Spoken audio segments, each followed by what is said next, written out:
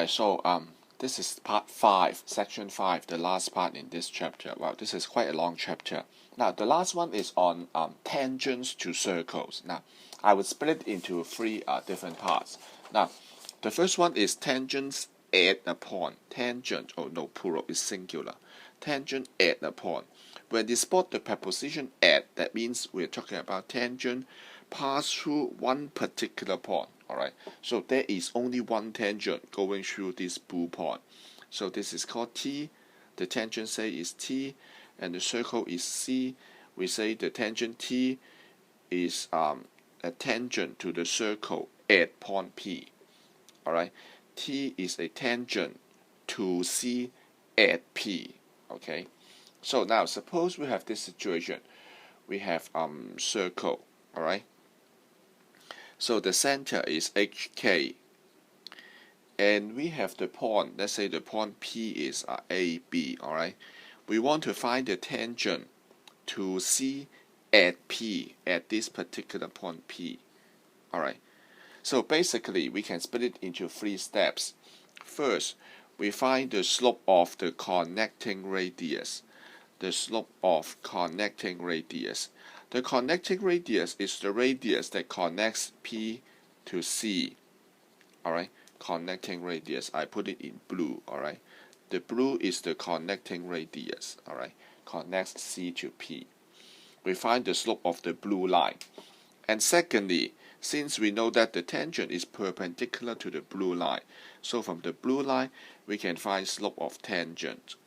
With slope of tangent and the connection point and the point of intersection P, we use point slope form to find T, the tangent. Alright, so let me put it in a specific example. The circle is x squared and y squared minus 8x minus 12y and 47 equals to 0. Alright, and the point will be 3, 8. We want to find the tangent. We want to find the tangent to C at P, to the circle at that particular point P. Alright, so firstly, actually we should check whether the point 3, 8 actually lies on the circle. We can check by putting 3 square and 8 square, right? Minus 8 times 3 minus 12 times 8 plus 47. We check that the point P does lie on the circle. Alright, so after checking, it turns out to be 0. Alright, so we follow the steps here. First of all, we get the radius of the we get the slope of the connecting radius. The slope of CP will be the point P will be 3, 8. And how about the center? The center from here is 4 and 6. Alright, the center is 4, 6. So we have the slope of the connecting radius is minus 2. So step 2, we can get the slope of tangent. Slope of tangent, because it's perpendicular to CP, so that is 1 over 2. Alright, and finally we can get the equation of tangent. The equation of tangent using point slope form. Alright, the point will be 3, 8. The slope will be 1 over 2. So with point slope form, y minus 8 is 1 over 2, x minus 3, which translates to x minus 2y and 13 equals to 0. So that is the equation of the tangent. Alright, so this is how we do tangent at a particular point. Please refer to these 3 steps here. Okay, so that is the first example.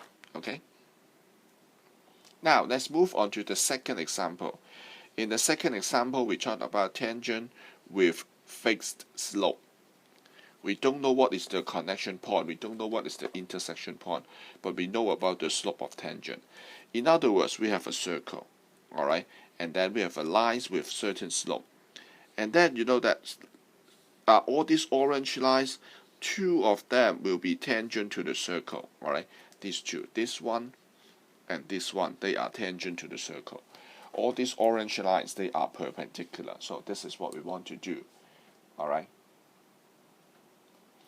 so let me quote this example. We have the circle C. Alright, C will be x squared and y squared minus 2x minus 9 equals to 0. And then we have an L1. L1 will be the straight line x and 3y and 9 equals to 0. Alright, we want to find tangents to C. We want to find tangents to C that are perpendicular to L1. Alright, that are perpendicular to L1. Alright, so first of all, we look at the slope of L1. You get the equation. We have the circle, right? Circle. We have a straight line L1.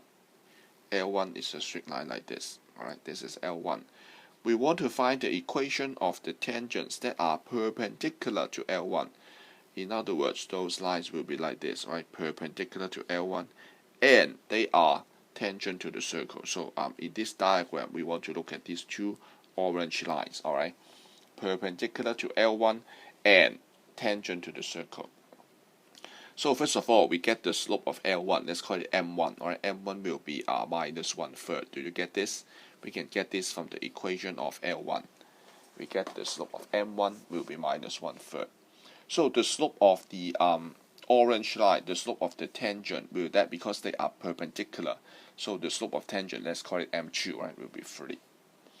Alright, so we have the circles.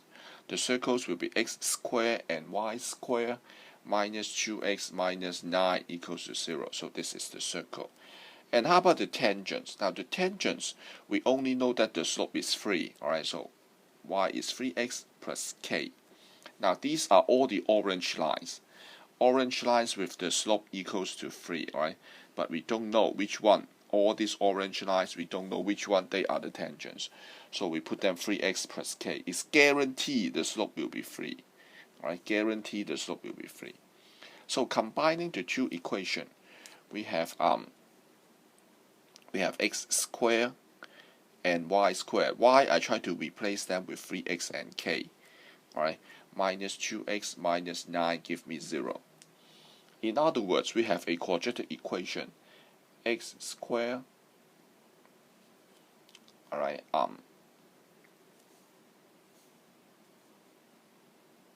we have the quadratic equation tan x squared, right, and 6k minus 2, so many x's, alright, plus k squared minus 9 equals to 0. That is the quadratic equation. We know that in this quadratic equation, the discriminant will be 0 because it is a tangent, so the delta equals to 0. Now delta will be 6k minus 2, take the square, and 4ac. Alright, delta equals to 0. So solving this quadratic equation, we have k squared and 6k minus 91 equals to 0. Upon solving, we have k is 7 or k is minus 13. So the two tangents are, we know that the slope is 3 and the k are like that, k's are like that. So tangents are y is 3x and 7 or y is 3x minus 7. So this is how we do it, minus 13, minus 13, alright. So this is how we do it, tangents with fixed slopes. We have L1, and then with L1 we get the slope of the tangents, the orange slope equals to 3. And then with orange line, all of them can be expressed into y is 3x and k. So by means of setting the delta equals to 0, we get the value of k. Alright, so this is how we do it. Okay, so this is the end of the first part of the video. Now there is another video to follow. In that video we look at the last example in this section 5. Okay.